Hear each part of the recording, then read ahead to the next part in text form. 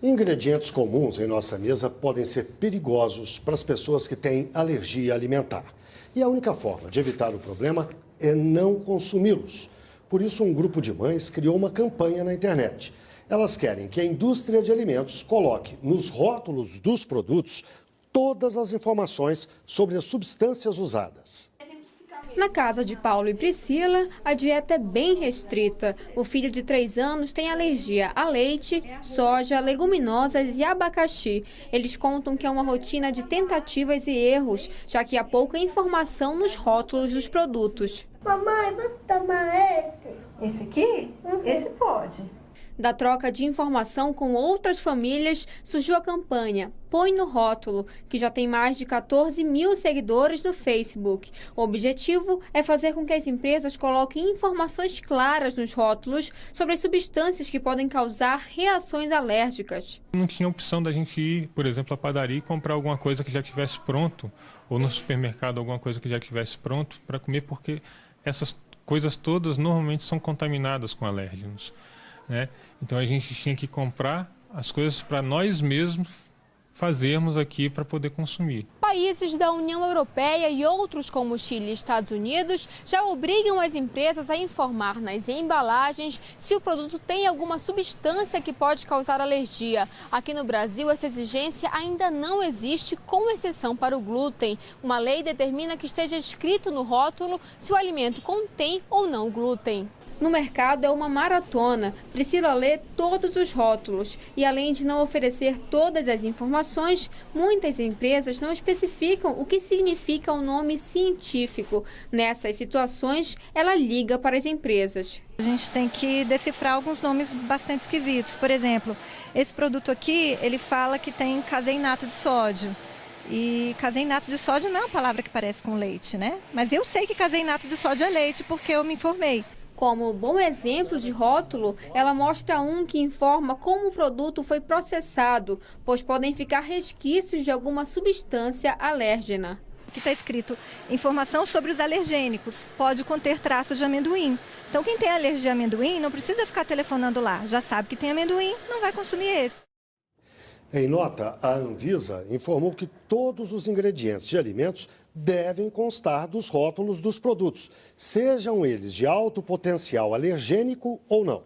A Associação Brasileira das Indústrias da Alimentação disse que trabalha de acordo com a legislação vigente para proteger a saúde da população. E eu converso agora com a médica alergista Marta Guidatti. Marta, obrigada pela presença, boa noite. Boa noite. Parece até um calvário, né? Você vai ao supermercado, tem que ficar olhando rótulo por rótulo, que demora, e ainda tem que traduzir o que está escrito lá.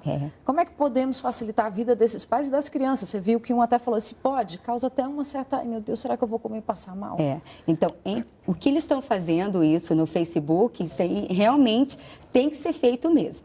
Nós, da Sociedade Brasileira de Alergia e Imunologia, o ano passado nós fizemos a Semana da Alergia voltada exatamente para a alergia alimentar, que é um problema realmente de saúde mundial, que hoje a prevalência está cada vez maior, houve um aumento de 18% na última década de alergia alimentar.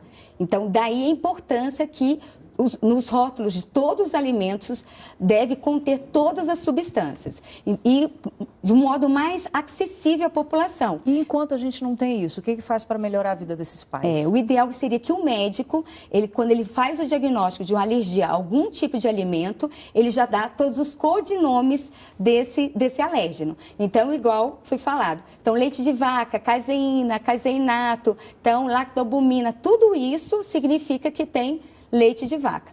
E para o alérgico, não basta de quantidade, por exemplo, traços de leite. Isso para o alérgico é muito importante. É suficiente para desencadear uma reação alérgica.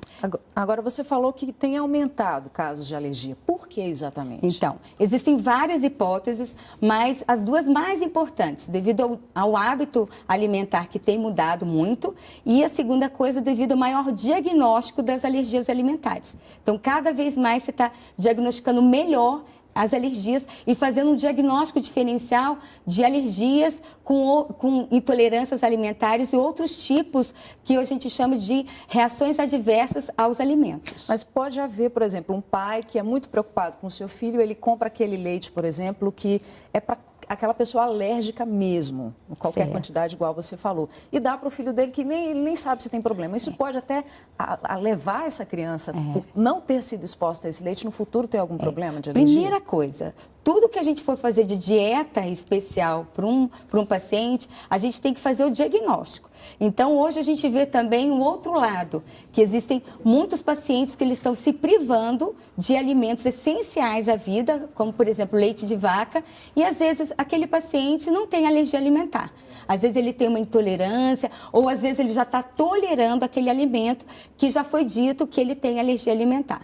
Daí é importante sempre um especialista de alergia fazer esse diagnóstico. Não e hoje... cortar qualquer alimento assim, porque eu acho, né? Exatamente, e nem por moda. Porque hoje a gente costuma ver que às vezes fazem uma dieta sem... leite de vaca, sem trigo.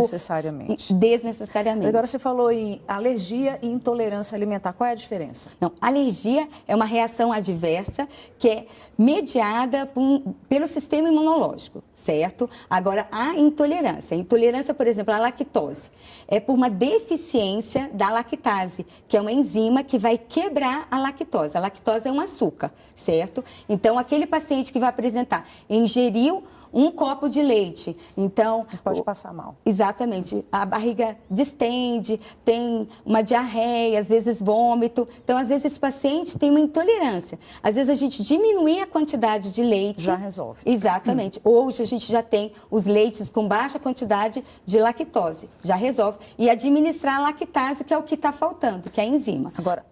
Alergia, não. Alergia, se for diagnosticada, a gente tem que cortar da alimentação desse paciente. E quais são os alimentos que podem provocar alergia? Os principais que a gente pode citar aqui nós temos rapidamente. 8 alimentos principais que vão causar de 80% a 90% das reações alérgicas. Esses são leite de vaca, principalmente no Brasil, ovo, soja, trigo. Aí a gente tem as castanhas, o amendoim nos Estados Unidos é bastante, né? A gente tem bastantes estudos em relação ao amendoim, os peixes e os frutos do mar. Então, esses 8 alimentos é o que a gente sempre vai pensar. Mas hoje nós temos descrito alergia até à mandioca, alergia à carne vermelha, que é uma alergia da carne vermelha, uma reação tardia. Então, e quando é que o pai tem que se preocupar com esses alimentos? Qual é o sintoma que ele vai... Opa, tem alergia aqui. Então, existem as reações imediatas. Aquele paciente que ingeriu o alimento, em poucos minutos, a 2 horas, ele começa a ter. Que pode ter um quadro dermatológico, né, na pele, uma urticária, aquelas lesões avermelhadas que coçam, ou um angedema, quando incha os lábios, incha a pálpebra, ou até um choque anafilático, uma anafilaxia, que é quando tem mais de 2 sistemas associados. Então, tem na pele e tem no gastrointestinal. Então, rapidinho, só para a gente saber que o tempo acabou, mas explica rapidinho. Tem cura ou vai ser para o resto da vida cuidando disso? Então, a gente sabe que as alergias, essa do leite de vaca, ovo, soja, trigo, geralmente vão aparecer na infância e podem realmente desaparecer durante a vida. Antes a gente falava 4 a 5 anos, hoje a gente dá uma margem maior. Então, 17, 18 anos, certo? Tem pacientes que podem ter alergia alimentar desses alimentos até a vida adulta. E quando a gente tem para nozes, amendoim, a frutos do mar, geralmente é para toda a vida. Que pena. Doutora Marta, muito obrigada pela presença. Conversei com Marta Guidati, médica alergista. Muito obrigada, boa noite. Obrigada, boa noite.